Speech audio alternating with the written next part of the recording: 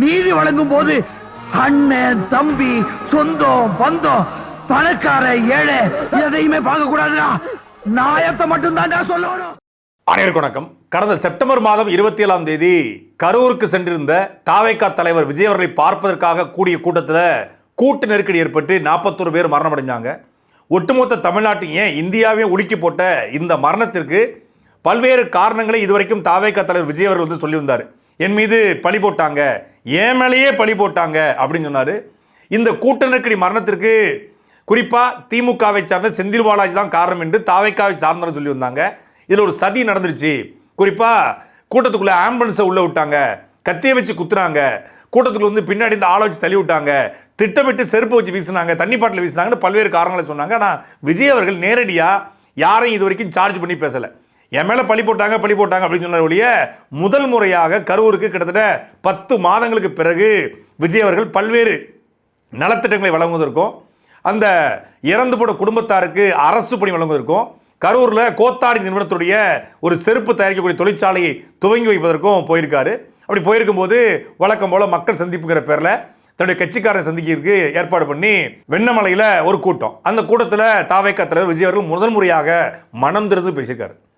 மனம் திறந்து எடுத்த உடனே எவ்வளோ பெரிய மனிதனாக நம்ம உயர்ந்தாலும் எவ்வளோ சாதனைகளை புரிந்தாலும் நமக்கு சில விஷயங்கள் வாழ்க்கையில் வந்து ரொம்ப வலியை தரும். அப்படி ஒரு வழி தான் இந்த கரூர் சம்பவம். கரூரில் என்னுடைய அக்கா தங்கைகளை நான் இறந்துட்டேன், என் அக்கா தங்கைகளுடைய குழந்தைகள் நான் இறந்துட்டேன், தெய்வம் போல் அந்த குழந்தைகள் இறந்துட்டேன் அப்படின்னு சொல்லிட்டு இது முழுக்க முழுக்க காவல்துறையால் நிகழ்த்தப்பட்ட நாடகம். பெரம்பலூருக்கு நாம் போகும்போது பெரம்பலூரில் காவல்துறை வந்து அரியலூர் பெரம்பலூருக்கு வராதிங்க, வந்தால் அசம்பாவிதம் ஆயிரும்னு சொன்னாங்க. அதனால் மரியாதையாக நம்ம வந்து காவல்துறை பேச்சை கேட்டு திரும்பி போயிட்டோம். பெரம்பலூரில் தடுத்த காவல்துறை கரூரில் ஏன் தடுக்கலை? கரூரில் காவல்துறை அழகாக நம்மளை உள்ளே கொண்டு விட்டுட்டு போயிட்டாங்க. நானே நம்பி ஏமாந்துட்டேன், அதனால தான் காவல்துறைக்கு நான் நன்றி சொன்னேன்னு சொல்லி தன்னுடைய திருவாயை மலர்ந்திருக்காரு. அதாவது காவல்துறை தான் திட்டமிட்டு விஜய் அவர்களை அந்த கூட்டத்தில் கொண்டு வந்து ட்ராப்பில் சிக்க வைப்பாங்கல்ல, அப்படி ஒரு குழியை வெட்டி அது மேலே புல்லாம் போட்டு பனை ஓலை தென்னை ஓலை அதையெல்லாம் அப்படி போட்டு வச்சுருப்பாங்க. கீழே குழி இருக்கும். ஆனால் யானை என்ன பண்ணும், வந்து அந்த புல்லை திங்க வரும், அந்த தென்னை மாட்டை திங்க வரும், கீழே குழிக்கு தெரியாமல் உள்ளே விழுந்துடும். அது மாதிரி ஒரு ட்ராப்பை செட் பண்ணி காவல்துறை இந்த ரெட்டை யானையை வச்சுருக்கிற இந்த விஜய் அவர்களை கூட்டு வந்து கரூர் கூட்டத்தில் விட்டுட்டு ஓடி போயிட்டாங்களாம். அப்படி ஓடி போனதில் கூட்டம் சுற்றி இருந்ததில் அவங்களுக்கு மூச்சு திணறல் ஏற்பட்டு மரணம் நிகழ்ந்துருச்சா அப்படின்னு சொல்லி விஜய் அவர்கள் சொல்கிறார். நான் தெரியாமல் கேட்குறேன், விஜய் அவர்களுக்கு வந்து வாயில் விரல் வச்சா கடிக்க தெரியாதா? தமிழ்நாட்டு அரசியலையே புரட்டி போட வந்தவர், தமிழ்நாட்டை பற்றி எல்லாமே தெரியும், 15 வருஷமாக கலர் அலுவலகத்தெலாம் பார்த்துக்கிட்டு இருக்காரு. John RSMI political advisor, Aadhav Arjuna political advisor, Kiruthi Sengottaiyan போன்ற ஆட்கள் எல்லாம் இருக்காங்க. 30 வருஷமாக நம்ம அரசியல் பண்ணிகிட்டு இருக்கோம், 30 வருஷம் மக்களுக்காக பண்ணிட்டு இருக்கோம் அப்படின்னா எல்லாம் தெரிஞ்சனா கை தொடங்குனீங்க. விக்கிரவாணி மாநாட்டை பார்த்துட்டீங்க, அதுக்கு முன்னாடி மதுரை மாநாட்டையும் பார்த்துட்டீங்க, அதுக்கப்புறம் தான் கரூருக்கு வரீங்க. நேரடியாக முதல் கூட்டம் கரூர் கிடையாது, ஏற்கனவே பல கூட்டங்கள்லாம் போட்டு கரூருக்கு வராரு. திருச்சிக்கு போயிருக்காரு, திருவாரூருக்கு போயிருக்காரு, நாகப்பட்டினம் போயிருக்காரு, பெரம்பலூர் போயிருக்காரு, அரியலூர் போயிருக்காரு, எல்லா ஊருக்கும் போயிட்டு தான் கரூருக்கு வராரு. டிசம்பர் மாதம் 13ஆம் தேதி வர வேண்டியிருந்த கரூரை செப்டம்பர் 27க்கு விஜய் அவர்களை ஏன் மாற்றினாரு? காவல்துறை மாற்ற சொல்லிச்சா? அது ரொம்ப மழை காலமாக இருக்கும், அதனால் நீங்கள் இப்போவே வந்துருங்க தளபதி அப்படின்னு காவல்துறை உங்களை மாற்ற சொல்லிச்சா? ஒரு வாரத்தில், அதாவது செப்டம்பர் மாதம் 15ஆம் தேதி வந்து கரூரில் 30 விழா திமுக நடத்துது. அப்போ தாவேகாவோட தலைவர் விஜய் கரூருக்கு போகிற திட்டமே கிடையாது. டிசம்பர் மாதம் 13ஆம் தேதி தான் போகிறது திட்டம்.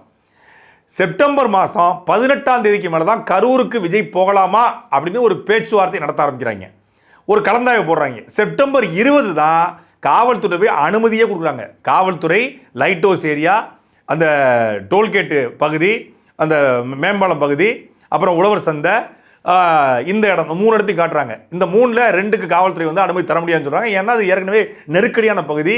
ஒரு பக்கம் டிரான்ஸ்ஃபார்மர் இருக்குது, இன்னொரு பக்கம் வந்து பெட்ரோல் பங்க் இருக்குது. இந்த 2லையும் பெட்ரோல் பங்க்லையும் டிரான்ஸ்ஃபார்மர்லையும் இந்த கும்பல், இந்த சோம்பி கும்பல் போனால் என்ன நடக்குன்னு எல்லாருக்கும் தெரியும். ஏன்னா திருச்சி ஏர்போர்ட்டை என்ன பாடுபடுத்தினாங்க, திருவாரூர் என்ன பாடுபடுத்தினாங்க, விக்கிரவாணி மாநாட்டில் சேர் அப்படி உடைச்சாங்க, மதுரை மாநாட்டில் சேர் அப்படி உடைச்சாங்கன்னு எல்லாருக்கும் தெரியும். அதனால் காவல்துறை நீங்கள் 10,000 பேருன்னு சொன்னாலும் கூட 20,000 பேரோட வரலாம், அதனால் நாங்கள் இதுக்கு அனுமதி தர மாட்டோம், இது பொதுக்கூட்டம் நடத்துகிற இடம் கிடையாது, இது ஒரு திருமண கூட்டம் நடத்துகிற இடம் தான் அப்படின்னு வேலுச்சாமி படத்தை கொடுக்குறாங்க. அதற்கு புஷி ஆனந்த், நிர்மல்குமார், மதியழகன் 3 பேரும் கையெழுத்து போட்டு கொடுத்து லெட்டர் இருக்கு. காவல்துறை ரெஸ்ட்ரிக்ஷன் கொடுக்குறாங்க. இப்படி தண்ணி பாட்டில் வைக்கணும், வாகனம் ஏற்பாடு பண்ணணும், வாகன வசதி பண்ண இடம் வைக்கணும், இப்படி பல்வேறு ரெஸ்ட்ரிக்ஷன் கொடுக்கும். இந்த எல்லா 11 ரெஸ்ட்ரிக்ஷனுக்கும் தாவேக்காவோட மாவட்ட செயலாளர் மதியழகன் சரின்னு தலையாட்டுறாரு.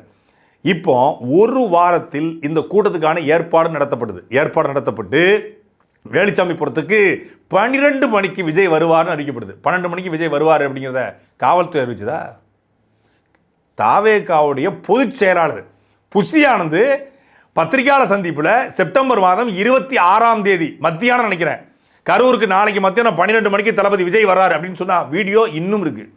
தலைமை நிலைய செய்தி குறிப்புன்னு சொல்லி 12 மணிக்கு கரூருக்கு வராரு, 8:30 மணிக்கு நாமக்கலுக்கு வராருன்னாங்க. ஆனால் சென்னை ஏர்போர்ட்டில் 8:30 மணிக்கு கிளம்பினார்.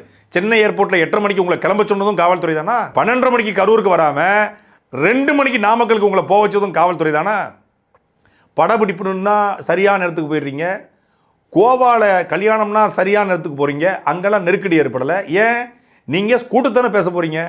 கூட்டத்தில் பேச போகிற நீங்கள் ஒரு சேட்டர்ட் ஃப்ளைட்டோ இல்லை முதல் நாள் இரவு போய் திருச்சியில் தங்கிடலாம், இல்லை முதல் நாள் இரவே போய் கரூரில் தங்கலாமே, முதல் நாள் இரவே போய் நாமக்கல்லில் தங்கலாமே. திருச்சியில் ஏர்போர்ட்டில் இறங்குற நீங்கள் சேலம் ஏர்போர்ட்டில் இறங்கி 1 மணி நேரத்தில் நாமக்கல் வந்துருக்கலாமே. ஏன் நாமக்கல் வரல? ரோட்டில் ஷோ காட்டணும். அப்படியே முசிறி வழியாக போகும்போது கூட்டத்தை மொத்தமாக திரட்டிக்கிட்டு போய் அப்படியே கும்பலை நிப்பாட்டி இந்த போய் திருமணம் வந்து மொத்த குப்பையும் கூட்டு வரல ஊன்னு அது மாதிரி மொத்த குப்பையும் கூட்டிக்கிட்டு போய் கரூரை நிப்பாட்டி அங்கேயே அசம்பாவிதம் நிகழ வேண்டியது. அங்கே 4 பேர் விழுந்து சரிஞ்சா எல்லாம் பண்ணாப்புல அந்த கூட்ட நெரிசல் திக்கி பேசலாம் விட்டு போச்சு. அங்கே தான் வந்து மகாணம்னாப்புல. இப்படி அங்கே 2:30 மணி ஆயிடுது, 3 மணிக்கிட்ட ஆயிடுது. அங்கேருந்து மெதுவாக வராங்க. வரும்போதே இவருடைய வண்டி கீழே ஒருத்தன் கீழே விடுறான். அதுவும் காவல்துறை தான் தள்ளி விட்டுச்சா? உங்கள் வண்டி கீழே நாமக்கல் ரோட்டில் ஒருத்தன் விழுந்தான்ல, அதையும் காவல்துறை தான் தள்ளி விட்டுச்சா? சரி, வந்துடுது வண்டி 5 மணிக்கு வந்துடுது. நீங்கள் என்ன சொல்கிறீங்க? எங்களை திட்டமிட்டு காவல்துறை உள்ளே கொண்டு தள்ளியது, நாடகமாடியதுன்றாரு.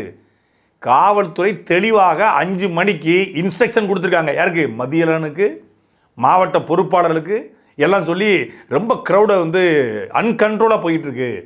கரூர் எஸ்பிஐ அன்னைக்கு சொன்ன செய்தி பத்திரிகையாளர் சந்திப்பில் ரொம்ப அன்கண்ட்ரோலாக போயிட்டு இருக்கு, கேஷுவாலிட்டியை நோக்கி கூட போயிடலாம், அதனால் அவர் வந்து பைபாஸ்லேருந்தே திரும்ப சொல்லுங்கன்னு இருக்காங்க.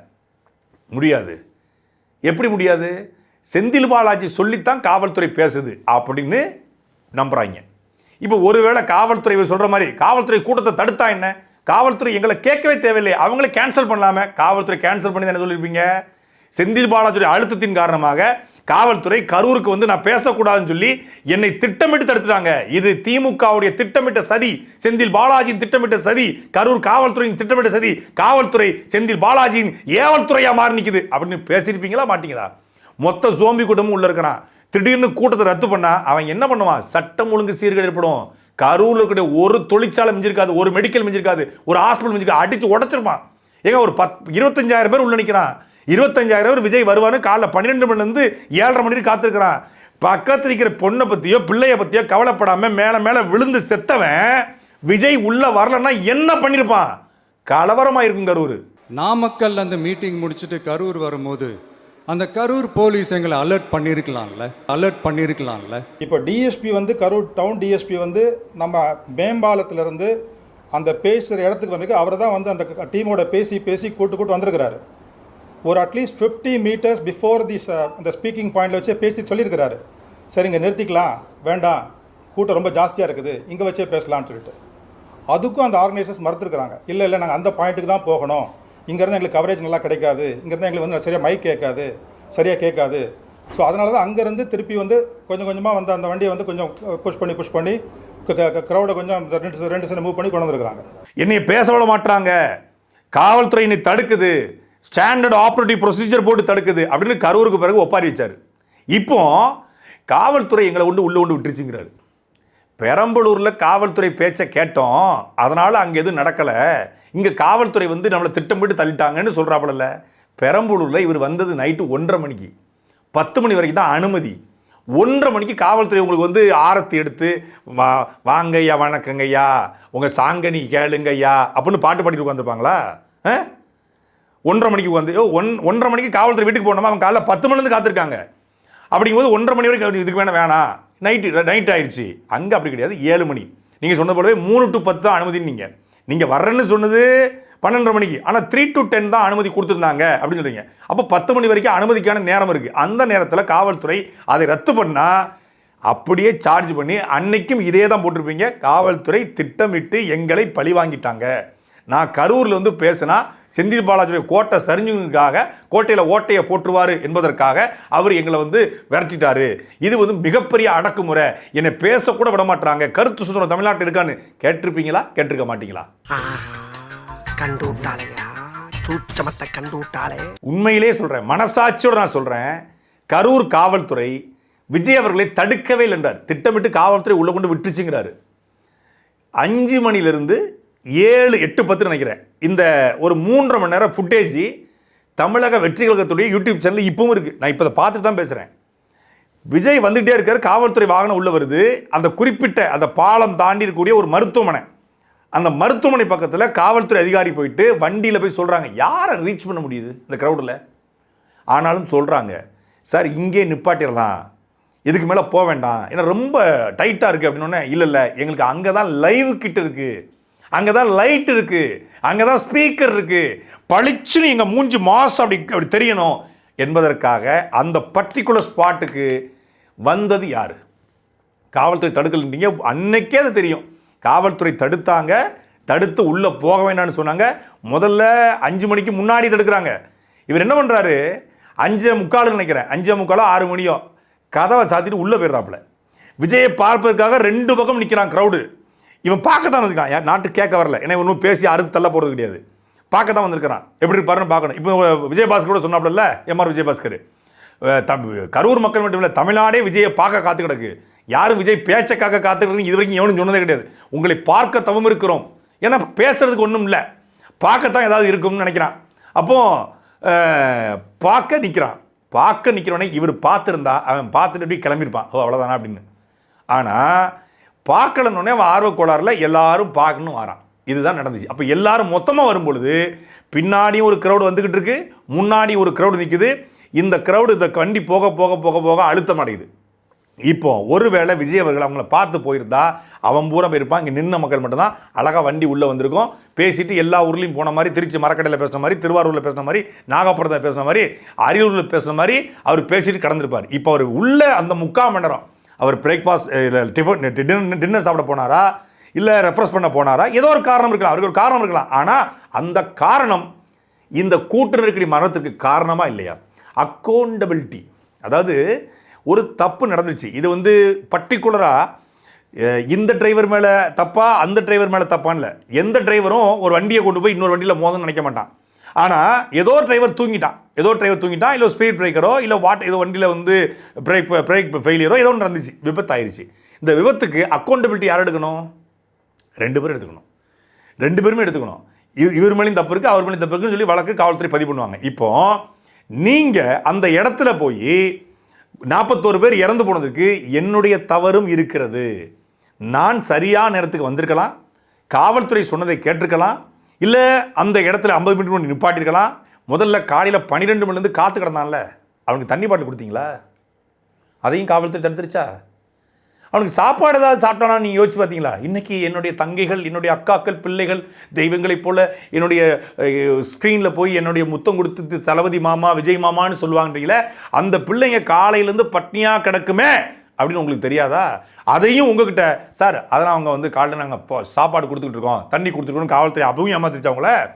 தண்ணி கொடுக்கல, சாப்பாடு கொடுக்கல, வாகனம் நிறுத்துவதற்கு கூட இடம் இருக்கா இடம் இல்லையான்னு உங்கள் மாவட்ட செயலர்கிட்ட, புஷிக்கிட்ட, நிர்மல்கிட்ட, ஆதவ்கிட்ட, உங்கள் பக்கத்தில் நிற்பார் கேரளாக்காரர் ஒருத்தர், அவர்கிட்ட யார்ட்டையாவது கேட்டீங்களா? இந்த மாதிரி எல்லா ஏற்பாடு ஒழுங்காக பண்ணிட்டீங்களா? இன்னைக்கு கொடுக்குறீங்களே ஸ்நாக்ஸ் பை, அன்னைக்கு ஸ்நாக்ஸ் பை கொடுக்கப்பட்டுச்சா? அதெல்லாம் கொடுத்துருந்தா கூட கொஞ்சம் தெம்பாக நின்றுப்பான். அவன் எல்லாமே ஏற்கனவே அரை மயக்கத்தில் வெயிலில் கிறங்கி போய் நிற்கிறாங்க. இந்த கிறக்கத்துக்குள்ளே வண்டி வரும்பொழுது அது அப்படியே ஒவ்வொருத்தரும் மேலே மேலே விடுறான். அந்த காணொலி 1000 காணொலி இருக்குது. உங்கள் வண்டியினுடைய சிசிடிவி ஃபுட்டேஜ் இருக்குது, ட்ரோன் கேமராக்குடைய பதிவுகள் இருக்குது, ஒட்டுமொத்த தொலைக்காட்சியின் பதிவு இருக்குது, மொத்தமாக சிபிஐ வந்து 222 சாட்சிகளை விசாரிச்சிருக்காங்க, கரூர் மக்கள் சொல்கிற சாட்சி இருக்குது. எல்லாம் இருந்தும் கூட காவல்துறை மேலே அப்பட்டமாக பழி போடுறீங்களே. நான் கேட்குறேன், சரி அன்னைக்கு பழி போட்டீங்க, இன்றைக்கி நீங்கள் தாங்க சார் முதலமைச்சர், உங்கள் கையில் தான் ஆட்சி இருக்குது, உங்கள் கையில் தான் காவல்துறை இருக்குது. மொத்த டிபார்ட்மெண்ட் மொத்த தமிழ்நாடு உங்கள் கையில் தான் இருக்குது. யார் அந்த காவல்துறை? அன்றைய கரூர் காவல்துறை எஸ்பியா, டிஎஸ்பியா, இன்ஸ்பெக்டரா, எஸ்ஐயா, ஏட்டா, போலீஸா, இல்லை அதிரடிப்படையா? யார் இதில் யார் இதை பண்ணிட்டா? யார் உங்களை நம்பி கூட்டு வந்தா? அந்த பர்டிகுலர் போலீஸ் போல நீங்கள் எஃப்ஐஆர் ஆல்டர் பண்ணி ஒரு எஃப்ஐஆர் போடக்கூடாது? மதியழகன் மேலே, நிர்மல்குமார் மேலே அவங்க வழக்கு போட்டாங்கல்ல, அந்த எஃப்ஐஆர் ஆல்டர் பண்ணி இவங்க நம்ப வச்சு எங்களை கூட்டு வந்து ஒரு ட்ராப்பில் சிக்க வச்சு இப்படி 41 பேர் மரணத்துக்கு இந்த பர்டிகுலர் போலீஸ் தான் காரணம் என்று உங்களுக்கு தெம்பும் தைரியமும் இருந்தால் வழக்கு போட உங்களுக்கு தைரியம் இருக்கா? போடுங்க. அப்படி வழக்கு போட்டு இவர்களை இயக்கியது செந்தில் பாலாஜி சொல்றீங்க, செந்தில் பாலாஜி வழக்கு போடுங்க. வழக்கு போடாமல் 60 நாள் உட்காந்துக்கிட்டு ஒப்பாரி வச்சுட்டு இருக்கீங்க. நான் என்னுடைய உறவுகளை இழந்து வழியிலும் வேதனையிலும் இருக்கும்போது விஜய் ஓடி போயிட்டான் அப்படின்னு சொல்றாங்கன்றாங்க. என்னமோ 500 வருஷத்துக்கு முன்னாடி நடந்த மாதிரி பேசுகிறாப்புல. சார் நடந்து 10 மாதம் தான் சார் ஆச்சு. கண்ணுக்கு முன்னாடி திருச்சி ஏர்போர்ட்டில் நீங்கள் பத்திரிகையாளர் வந்து கரூரில் 30 பேர் இறந்துருக்காங்கன்னு கேட்கும்போது 30 பேர் இறந்தது திமுகவுடைய திட்டமிட்ட சதி, செந்தில் பாலாஜியின் திட்டமிட்ட சதி அப்படின்னு ஏன் சொல்லலை? இல்லை 30 பேர் இறந்தது அனுதாபத்துக்குரியது, வருத்தத்துக்குரியது அப்படின்னு ஏன் சொல்லலை? ஏன் அந்த திருச்சி ஏர்போர்ட்டில் அவ்வளவு வேகமாக போனீங்களே, ஏன் போனீங்க? வலியோடும் வேதனையோடும் போயிட்டீங்களோ? சரி, திருச்சி ஏர்போர்ட்டில் வலியோடும் வேதனையோடு போனீங்க. சென்னை ஏர்போர்ட்டில் இறங்குனீங்கல்ல, செல்ஃபி எடுக்கும்போது சிரிச்சுக்கிட்டே செல்ஃபி எடுத்தீங்களே, அதுவும் வலியும் வேதனையோடு தான் சிரிப்பை உள்ளுக்குள்ளே வலியை மறைச்சிக்கிட்டு சிரிச்சிருக்கீங்களா? திருப்பி 3 நாள் இரவு நீங்கள் அறிக்கை போடலை. எல்லா கட்சி தலைவரும் எடப்பாடி பழனிசாமி, மு.க. ஸ்டாலின் அவர்கள், அண்ணன் சீமான் அவர்கள், அண்ணாமலை அவர்கள், எல்லா அன்புமணி அவர்கள், எல்லா கட்சி தலைவர்களும் மொத்தமாக கரூருக்கு போகிறாங்க. நீங்கள் மட்டும் ஏன் போல? முதல் நாள் தான் காவல்துறைகளை ஏமாத்திருச்சு, மறுநாளும் காவல்துறைகளை ஏமாத்திருச்சா? வரக்கூடாதுன்னு சொல்லிடுச்சா அவங்கள? முதல் நாள் வர சொன்ன காவல்துறை மறுநாள் வரக்கூடாதுன்னு சொல்லிச்சா? மறுநாள், அதுக்கடுத்த மறுநாள், முதல் நாள் சனிக்கிழமை, அடுத்த நாள் ஞாயிற்றுக்கிழமை, அப்புறம் திங்கக்கிழமை, செவ்வாய்க்கிழமையோ புதன்கிழமையோ தான் 4 நாள் கழிச்சா நீங்கள் வந்து சோகமாக முகத்தை வச்சுக்கிட்டு சிஎம் சார் ஒன்று நான் வீட்டில் இருப்பேன் இல்லை ஆஃபீஸில் இருப்பேன், என்ன வேணால் பழிவாங்க, என் ஆட்களை விட்டுருக்குன்னு வீடியோ போட்டிங்கல்ல. அந்த வீடியோ போட்டதுக்கு பிறகு 15 நாட்களாக புஷியானது, ஆதவர்ஜுனா, நிர்மல்குமார், ராஜ்மோகன், இந்த அப்புறம் வந்து இவங்க டிகே பிரபு இவங்களாம் எங்கே போனாங்க? ஓடவே இல்லை. யார் மேலாம் வழக்கு இல்லையா அத்தனை பேர் அப்ஸ்காண்டுக்கு பேர் என்ன சார்? ஓடி ஒளிது தானே. வலியும் வேதனையும் தாங்கிக்கிட்டு தான் டிசம்பர் மாதம் போயிட்டு ஜனநாயகன் படத்தோடைய ஆடியோ லாஞ்சில் மலேசியாவில் வலியும் வேதனையோடு தான் ஆடினீங்களா? வலியும் வேதனையோட இந்த கடைசியில் இந்த ஆடுவாங்கல்ல, சாவுக்கு ஆடுவாங்க பாருங்க, வலியும் வேதனையோட இந்த சவூர்னு வரும்போது அப்படி ஆடினீங்களோ? வலியும் வேதனையும் தாங்கிக்கிட்டு இந்த இவங்க கூட சமீபத்தில் ரோபோ சங்கரோட மனைவி கூட அவங்க ரோபோ சங்கர் இறந்த உடனே ஆடினாங்களே, அது மாதிரி நீங்கள் ஆடினீங்களோ? வலியும் வேதனையும் தாங்கி கொண்டு நீங்கள் ஆடினீங்களே ஒரு டான்ஸு, லாஸ்ட் டான்ஸ்னு ஆடினீங்களே. அந்த லாஸ்ட் டான்ஸ் வந்து கரூர் மக்களுக்காக தான் ஆடினீங்களா சார்? ஸோ நாங்கள் தான் தப்பாக புரிஞ்சிட்டோம். ஸோ விஜய் சார் வந்து மலேசியாவில் ஆடினது கரூர் மக்களுக்காக இறுதி அஞ்சலி செலுத்துறதுக்காக தான் ஆடிருக்காரு. நாங்கள் தப்பாக புரிஞ்சிட்டோம். என்ன சார்? காவல்துறையின் மீது எத்தனையோ வழக்குகளை போட்டிருக்கு, பொய்யான வழக்குகளை போட்டிருக்கு. அதாவது விசாரணை அழைச்சிட்டு போய் கைது பண்ணியிருக்காங்க, பொய் சொல்லி கைது பண்ணியிருக்காங்க. இது வந்து ரெக்வஸ்ட்டாக சொல்கிறேன் சார், ஒரு சின்ன ஒரு என்ன சொல்கிறீங்க, கோஆப்ரேட் பண்ணுங்கள் சார். ரிமாண்ட்லாம் பண்ண மாட்டேன் சார், ஜட்ஜி வீட்டுக்கு கொண்டு போயிட்டு அவங்களே வந்து ஓன் பெயில விட்டுருவாங்க சார்னு கொண்டு போய் தான் ரிமாண்ட் பண்ணியிருக்காங்க. 3 தடவை ரிமாண்ட் பண்ணி 330 நாள் ஜெயிலில் இருந்திருக்கிறேன். காவல்துறையின் மீது எனக்கு பெரிய வருத்தமும் கோபம் இருக்கிறது. எப்படி பொய்யான வழக்குகளை போடக்கூடிய காவல்துறையின் மீது, அண்ணன் தம்பி திருமாவளவன் கார்த்திக் மீது, அண்ணன் சீமான் மீது, நாம் தமிழ் மீது பல்வேறு காவல்துறை அதிகாரிகள் அடக்குமுறை இருக்காங்க. ஏன் அண்ணன் சீமான் வீட்டில் வந்து ஒரு செக்யூரிட்டி ஆஃபீஸர் அடிச்சிருக்காங்க, என் அலைபேசியை பறித்து அதுலேருந்து ஆடியோ வீட்டுக்கு வெட்டி ஒட்டி பரப்பியிருக்காங்க. என் கண்ணுக்கு முன்னாடி என் அலைபேசியை பறித்து இன்றைக்கு வரைக்கும் 4 செல்ஃபோன் வரவே இல்லை. அவ்வளவு அடக்குமுறையை காவல்துறை இருக்கிறது. அண்ணன் சீமான் மீது ஏவி இருக்கிறது. என் கார் ஆசையாக வாங்கின காரை திட்டமிட்டு உடைச்சிருக்காங்க. அவ்வளவு வேதனை இருக்குது காவல்துறை மீது, மாற்றுக்கருத்தே இல்லை. ஆனால் கரூரில் அந்த காவல்துறை அதிகாரிகளில் பல பேர் அன்னைக்கு சைலண்ட் மோடுக்கு போயிருந்தா 150 பேர் செத்துருப்பான். நான் சத்தியம் மட்டும் சொல்கிறேன், என் தமிழ் மீது சத்தியம் மட்டும் சொல்கிறேன், 150 பேர் செத்துருப்பான்.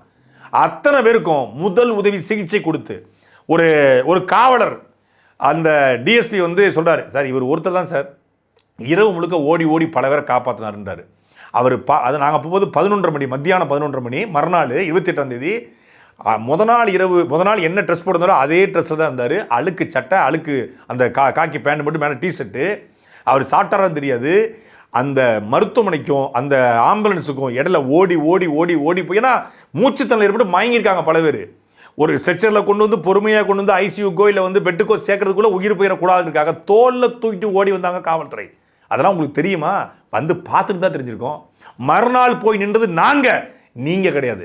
தமிழ்நாடு முழுக்கக்கூடிய நாம் தமிழ் கட்சியுடைய உறவுகள், கரூரில் இறந்து போன நம் உறவுகளுக்கு ரத்தம் கொடுத்து காப்பாற்று என்று சொன்னது நாம் தமிழ் கட்சி. நீங்க எங்க போனீங்க அப்போ? எத்தனை காவல்துறை அதிகாரிகள், எத்தனை காவலர்கள் சிபிஆர்ங்கிற அந்த முதலுதவி சிகிச்சை கொடுத்து உயிரிழப்பை தடுத்தாங்க தெரியுமா? தனியார் மருத்துவமனைகளை, ஏன் மதுரை மீனாட்சி மிஷன் வரைக்கும் கொண்டு போனாங்க, சேலத்துக்கு கொண்டு போனாங்க.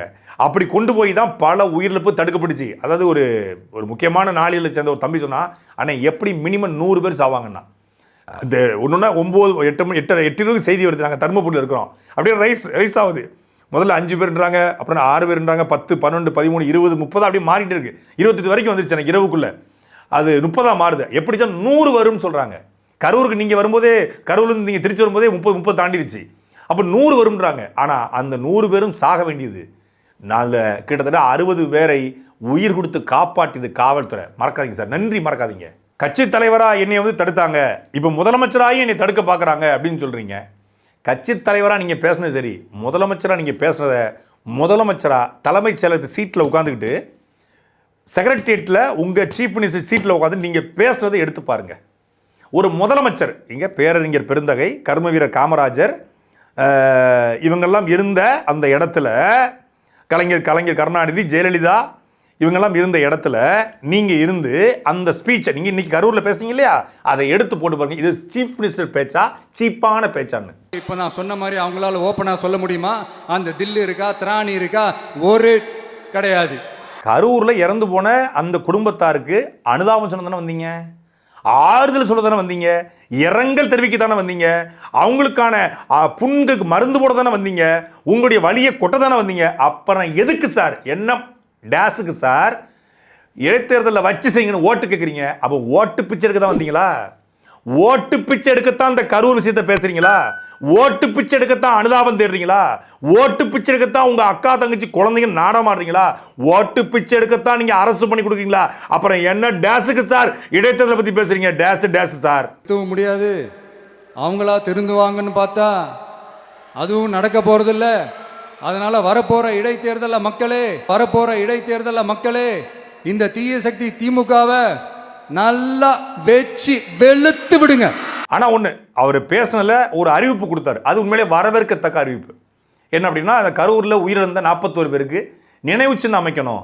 இனிமேல் ஒருத்தர் வந்து இதை பார்த்து செய்யக்கூடாது என்பதற்கு இது ஒரு காரணமாக அமையணும். அதனால ஒரு நினைவு சின்னம் அமைக்க போறாரு. உண்மையிலே வரவேற்கிறேன். ஏன்னா அந்த நினைவு சின்னத்தை பார்க்கும் போதெல்லாம் என்ன தோணும், இந்த மாதிரி நடிகனை பார்க்க போனால் சாவு வரும் அப்படின்னு தோணும். அதனால இனிமேலாவது தமிழ்நாட்டு மக்கள் இந்த நினைவு சின்னத்தை பார்த்துட்டு, ஆஹா இப்படி கூட்டத்தில் மாட்டி செக்கிடக்கூடாது, எவனை நம்பியும் போயிடக்கூடாது அப்படின்னு தோணும். அதுக்காக அந்த 41 பேர் நினைவு சின்னம் அமைங்க. நினைவு சின்னம் அமைக்கும் போது அதில் அந்த 41 பேர் இறந்து கிடக்கும்போது நீங்கள் கார் எடுத்துக்கிட்டு ஏர்போர்ட்டுக்கு ஓடுனீங்களே, அதையும் ஒரு பிக்சராக வைங்க சார். ஏன்னா வருங்கால தலைமுறைகளுக்கு அது கொஞ்சம் பயன்பெறும். ஈழத்தில் தன் இனத்தின் விடியலுக்காக தன்னுடைய நாட்டை எதிரி கைப்பற்றிட்டான். அந்த எதிரிடமிருந்து இந்த நாட்டை மீட்டெடுத்து அடுத்த தலைமுறைக்கு இந்த நாட்டை கொடுக்கணும். 50,000 மாவீரர்கள் செத்து போனாங்க. அந்த மாவீரர்களுக்கு தமிழ்நாட்டில் அரசின் சார்பாக ஒரு நினைவு சின்னம் இல்லை. இதே இனத்தில் இதே மொழியை காக்க, என்னுடைய மொழி செத்துவிடக்கூடாது என்பதற்காக இந்தி திணிப்பில் தமிழ் மொழியை காப்பதற்காக செத்து போன பொள்ளாச்சியில் 200க்கு இப்படி செத்து போனா, அதில் அவங்களுக்கு ஒரு நினைவு சின்னம் இல்லை.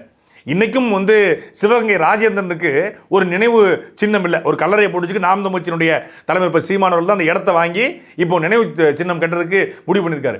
தமிழ்நாட்டுடைய மொழிப்போர் தியாகிகளுடைய கல்லறைகள்லாம் திருச்சியில் உய்யகுண்டா வாய்க்கால் பக்கத்தில் சாக்கடைக்கு பக்கத்தில் கிடக்கு.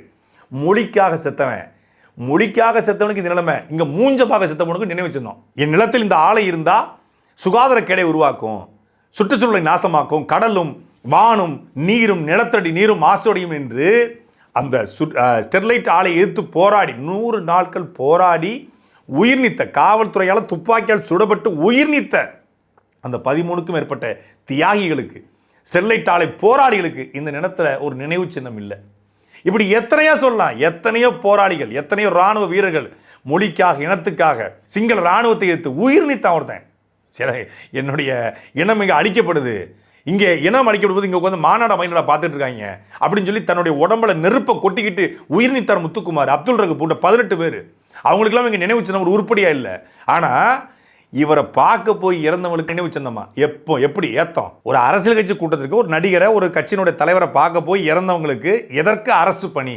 இது ஒரு தவறான முன்னுதாரணம் ஆயிரும், இது மிகப்பெரிய பின் விளைவுகளை ஏற்படுத்தும் என்று கூட்டணி கட்சி சொல்லுது. நாம் தமிழர் கட்சியுடைய வழக்கறிஞர் பாசறை அண்ணன் தீரன் திருமுருகன் மதுரை உயர்நீதிமன்ற கிளையில் வழக்கு போடுறாரு. நீதிபதிகளும் வழக்கை ஏற்றுக்கிறாங்க. அவசர வழக்காக எடுக்க முடியாதுன்னா இப்போ இன்றைக்கி விசாரிச்சுட்டு அது வந்து தற்காலிகமான ஒரு பணி தான் கொடுக்கணும், இது வந்து உயர்நீதிமன்றத்துடைய உத்தரவுக்கு உட்பட்டது அப்படிங்கிற ஒரு தீர்ப்பை வழங்கியிருக்காங்க. ஆனால் நீதிபதிகளுடைய கருத்து வேறுபட்டு தான் இருக்கலாம். ஆனால் நாம் தமிழர் கட்சி இந்த கேள்வியை முன்னிறுத்துது. இந்த கேள்வியை முன்னிறுத்தினா ஸ்டெர்லைட் ஆலையில் இறந்தவங்களுக்கு மட்டும் வேலை கொடுத்துருக்காங்கல்ல, அது மட்டும் ஸ்டெர்லைட் ஆலையில் அந்த மண்ணை காக்க, அந்த மக்களை காக்க, அந்த நிலத்தை காக்க பல வருஷமாக போராடுறாங்க. கடைசியாக 100 நாள் போராடி காவல்துறையால் வம்படியாக சுட்டுக் கொல்லப்பட்டாங்க. இங்கே அப்படியா? இங்கே பொழுதை போக்குவதற்காக, நடிகனை பார்ப்பதற்காக அவங்க போய் நான் போராட்டத்தை செத்தவனுக்கும் பொழுதுபோக்கில் செத்தவனுக்கும் வித்தியாசம் இல்லையா? ஸ்டெர்லைட் ஆலையில் இறந்து போன அந்த குடும்பத்தாருக்கு வேலைவாய்ப்பு கொடுப்பது அந்த போராளிகளுடைய குடும்பம் வந்து அவர்கள் இல்லாமல் தத்தளிச்சிடக்கூடாதுக்காக. இங்கே தான் விஜய் சார்பாக 20 லட்சம், திமுக சார்பாக 10 லட்சம், அதிமுக சார்பாக 5 லட்சம், பிஜேபி சார்பாக 2 லட்சம் இப்படி பணம் கொடுத்துருக்கு. சரி, அவங்களுக்கு பத்தாதுங்க, மொத்தமாக வாழ்வாதாரம் இழந்திருக்காங்க. மாற்றுக்கருத்தில் கருணையோடு நம்ம பார்ப்போம். தாவேக்காவில் ஃபண்ட் இருக்குது, விஜய் அவர்கள்ட்ட 800 கோடி சொத்து இருக்குது, ஆதவஜனோட 1000 கோடி இருக்குது, மரியவல் சென்டர் இருக்குது. தாவேக்கா கட்சியில் 100 கோடி இருக்கான். 100 கோடி 15,000 கோடிக்கு மேலே மொத்த சொத்து வருது. தாராளமாக எடுத்த ஆளுக்கு 10 கோடியை கொடுங்க, சூப்பருங்க விஜய் அப்படின்னு பாராட்டலாம். உங்களுக்கு தான் பணம் ஒரு பொருட்டு இல்லைங்க.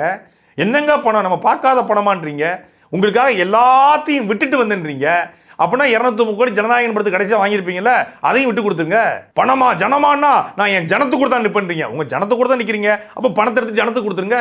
அப்புறமா இது ஊழல் இல்லாத ஆட்சி, இந்த ஆட்சியில் வந்து விஜயம்மாவோட ஆட்சி, விஜயோட ஆட்சி, விஜய் அண்ணாவோட ஆட்சி, விஜய் தம்பியோட ஆட்சி, அப்படிலாம் ஆட்சி.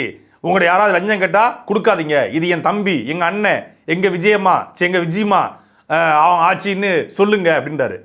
இப்போ அரசரப்பு வழக்கறிஞர் பதவிக்கு பணம் கேட்குறாங்களே, எங்கள் விஜயம்மா ஆட்சி, எங்கள் விஜய்னா ஆட்சி, எங்கள் விஜய் ஆட்சி அப்படின்னு சொல்கிறதா? ஏன்னா கேட்குறதே உங்களுக்கு தான் sir. Sir, hello sir, brother இங்கே வாங்க பிரதர். என்ன பிரதர் நீங்கள் எவன் எழுதி கொடுத்தாலும் வாசிட்டு போயிருவீங்களா? கேட்குறவன் கேனைனா இருந்தால் கேப்பையில் நெய்விடுமா பிரதர்? கிட்டத்தட்ட 100 கோடிக்கு மேலே வசூல் பண்ணியிருக்காங்கன்னு உங்கள் கட்சியினுடைய யான சௌந்தரி சென்னை உயர்நீதிமன்றத்தில் வழக்கு போட்டிருக்காங்க. அந்த பக்கம் மன்னார்குடியில் இருக்கக்கூடிய மாவட்ட செயலாளர் 20 லட்சம் வாங்கிட்டு அரசு தரப்பு வழக்கறிஞர் பதவிக்கு பணி போடுறான்னு சொல்லி குற்றச்சாட்டு வந்திருக்கு. மொத்தமாக திமுக இருக்கவங்க அத்தனை பேருக்கும் அரசு வக்கீல் பணியை போட்டு கொடுத்துருக்கீங்க. எப்படி போட்டு கொடுத்தீங்க? பணத்தை வாங்கிட்டு போட்டிருக்காங்க. இது கூட தெரியாமல் ஊழல் இல்லாத ஆட்சி, நேர்மையான ஆட்சி, விஜயம்மா ஆட்சி. என்ன விஜயம்மா ஆட்சி? பணம் வளைச்சு வாங்கிட்டு இருக்காங்க. அதை விட பெரிய குடும்பம் என்ன தெரியுமில்ல? அரசு தரப்பு வழக்கறிஞர் பதவிக்கு எப்படி பணம் வாங்குறாங்களோ அதே போல் பள்ளிக்கல்வித்துறையில் மெட்ரிகுலேஷன் ஸ்கூலுக்கு அனுமதி கொடுப்பதற்கு பணம் வாங்கப்பட்டிருக்கு. அதாவது ஊழலற்ற ஆட்சியை உருவாக்கணும் அப்படின்னு வெளியே சொல்லிட்டு கீழே இருக்கக்கூடிய சட்டமன்ற உறுப்பினர்கள், மாவட்ட செயலர்கள், அமைச்சர்கள் அத்தனை பேரும் கை நீட்ட ஆரம்பிச்சிட்டாங்க. போன ஆட்சியில் ஃபிக்ஸ்டு, இந்த ஆட்சி ஃப்ளெக்சிபிள்.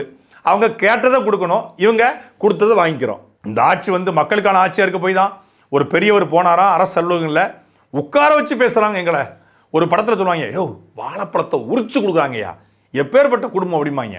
வாழைப்பழத்தை உரிச்சு கொடுக்குறாங்கய்யா இந்த குடும்பத்தில் அப்படி. அது மாதிரி உட்கார வச்சு பேசுகிறாங்க அப்படின்றாப்புல. ஆமாம், இதுக்கு முன்னாடி பூரா அரசு அலுவலகத்துக்கு போகும்போது தலைகளை கட்டி விட்டு தொங்க விட்டு தான் பார்ப்பாங்க. வாங்க நீங்கள் வந்து என்ன வந்திருக்கீங்க, நாங்கள் வந்து பத்திரம் பதிவு வந்திருக்கோம். அப்படியா, பத்திரம் 10 தோப்புக்காரணம் போடுங்க அப்படின்னு சொல்லியிருக்காங்க. இதுக்கு முன்னாடி நாங்கள் வந்து ஆர்டிஓ ஆஃபீஸில் போய் லைசன்ஸ் வாங்க போனோம்னா, லைசன்ஸ் வாங்கல கார் அப்புறம் 8 போடலாம், முதல்ல எண்ணெய் சுற்றி 8 போடு அப்படின்னு சொல்லுவாங்க. அப்புறம் நாங்கள் வந்து கோயிலுக்கு சாமி கும்பிட போனோம்னா இப்போல்லாம் நீங்கள் ஃப்ரீயாக போயிடுறோம், அப்புறம் பார்த்தீங்கன்னா கோயிலுக்குள்ளே அங்கே பிரதனம் பண்ணிட்டு வந்தால் சாமி கும்பிட முடியும்னு சொல்லுவாங்க. என்னங்க இது? காலகாலமாக 2 சேர் இருக்கும், அந்த சேரில் போய் உட்காந்து நான் பலமுறை போயிருக்கிறோம். அரசலுங்களுக்கு பல பேர் போயிருக்காங்க. அரசலுக்கு உட்காந்து வச்சு தான் பேசுவாங்க முக்கியமான வேலைகளுக்கு. இப்போ சரி உட்கார வச்சு பேசுகிறாங்கல்ல, இந்த ஆட்சி வந்ததுக்கப்புறம் தான் உட்கார வச்சு பேசுகிறாங்க. அப்புறம் சேருங்கிற கான்செப்டே முன்னாடி கிடையாது. தாசில்தாருக்கு, கலெக்டருக்கு, அதிகாரிகளுக்கு மட்டும் தான் சேர் போட்டிருப்பாங்க. அவங்களுக்கு முன்னாடி 2 டேபிள் இருக்கவே இருக்காது. இந்த ஆட்சி வந்ததுக்கப்புறம் தான் மக்களை உட்கார வச்சு பேசுன்னு வச்சுக்குவோம். அரசு ஊழியர்கள், அரசு அதிகாரிகள், அரசு அலுவலகங்களை உட்கார வச்சு பேசுகிறாங்க. தலைமைச் செயலகத்தில் நீங்கள் ஒரு போர்டு ஒட்டி இந்த மாதிரி பொதுமக்கள் வந்து அனுமதி கிடையாது அப்படின்னு போட்டிங்களே, எதுக்கு போட்டீங்க? முறையான அனுமதி பெற்று தான் உள்ளே வர வேண்டும் அப்படின்னு போட்டிங்களே, எதுக்கு போட்டீங்க? அங்கே தலைமைச் செயலகத்துக்குள்ளே இவர்கிட்ட அனுமதி பெற்று முக்கியமான ஆட்கள் மட்டும் தான் வரணுமா? ஆனால் அரசு அலுவலகங்களில் சேர் போட்டு எல்லாரும் உட்காரலாமா? என்ன சார் இது? என்னங்க எனக்கு ஒண்ணுமே புரியல. அதுதானப்பா எனக்கும் புரியல. கடைசியாக சொல்கிறப்பல நம்ம ஆட்சிங்கிறது டாக் லெஸ் ஒர்க் மோர். நீங்கள் ஒர்க் பண்ணுறது மோரை பற்றி நாங்கள் நல்லா பார்த்தோம். கத்தி படத்தில் என்ன சொன்னீங்க? ஒரு கொக்கோ கோலா கம்பெனி, ஒரு கோலா கம்பெனி தன்னூத்துங்கிற ஒரு கிராமத்தை அணைச்சிருச்சு. எதுக்காக தன்னூத்து கிராமத்தை அழிச்சிச்சு? தன்னூத்து கிராமத்தில் கோலா கம்பெனி வந்து தண்ணியை உறிஞ்சி அந்த கிராமத்தை நாசமாக்கிருச்சு என்று கத்திங்கிற கதிரேசனா மாறி அந்த தன்னூத்து கிராமத்து மக்களுக்காக அந்த கோலா கம்பெனி எதிர்த்து சார் வந்து இந்த இதுக்கு பாருங்க, வீரான கூட்டு திட்ட குழாய்க்குள்ள உட்காந்து விளக்க பிடிச்சிட்டு வெளியே வருவாப்புல. அந்த படத்தில் கிழவங்கெல்லாம் கூட்டுக்கிட்டு வயசானவங்களாம் கூட்டுக்கிட்டு போராடின கத்திங்கிற கதிரேசன், தனியார் ஆலைக்கு எதிராக போராடிய கத்திங்கிற கதிரேசருங்கிற இந்த விஜயமா இப்போ சூயஸ் கம்பெனிக்கு தண்ணியை குத்திக்கி கொடுத்துருக்கீங்களே sir. What bro, this is very wrong bro. படத்தில் தண்ணி எடுக்க வருகிற தனியார் கார்பரேட் முதலாளி எடுத்து போராடுவாராம், நிஜத்தில் அதே கார்பரேட் முதலாளிக்கு தண்ணியை குத்தை கொடுவாராம். எங்களெல்லாம் பார்த்தா உங்களுக்கு எப்படி சார் இருக்குது? அதாவது அவரே பாம் வைப்பாராம், அவரே பாமை எடுப்பாராம், அப்படிங்கிற மாதிரி அவரே கார்பரேட்டை எதிர்ப்பாராம், அவரே கார்பரேட்டை ஆதரிப்பாராம் அப்படிங்கிற மாதிரி இருக்குது. நம்ம ப்ரோ சொல்கிறாப்புல வாய் இருக்குங்கிறதுக்காக என் மேலே பழி போடாதீங்கன்றாரு. நீங்கள் எது இருக்குன்னு சொல்லி காவல்துறை மேலே பழி போடுறீங்க? அதிகாரம் இருக்குன்னு காவல்துறை மேலே பழி போடுறீங்களா? ஆட்சி இருக்குங்கிறதுக்காக காவல்துறை மேலே பழி போடுறீங்களா? நம்ம தொண்டர்கள் இருக்கான், வெர்ச்சுவல் வாரியர்ஸ் இருக்கான் அப்படின்னு காவல்துறை மேலே பழி போடுறீங்களா? சரி, காவல்துறை மேலே பழி போடுறீங்களா? நீங்கள் வழக்கு சிபிஐயில் இருக்குது. சிபிஐ இந்த வழக்கை விசாரித்து காவல்துறையால் தான் நடத்தப்பட்டுச்சுன்னு சொல்லட்டும், உச்சநீதிமன்றம் தீர்வு கொடுக்கட்டும். ஒருவேளை சிபிஐயே உச்சநீதிமன்றமே சொன்னாலும் அதை ஏற்கனவே அவசியம் இல்லை. மக்களுடைய மனசாட்சிக்கு தெரியும், உங்கள் மனசாட்சிக்கும் தெரியும்.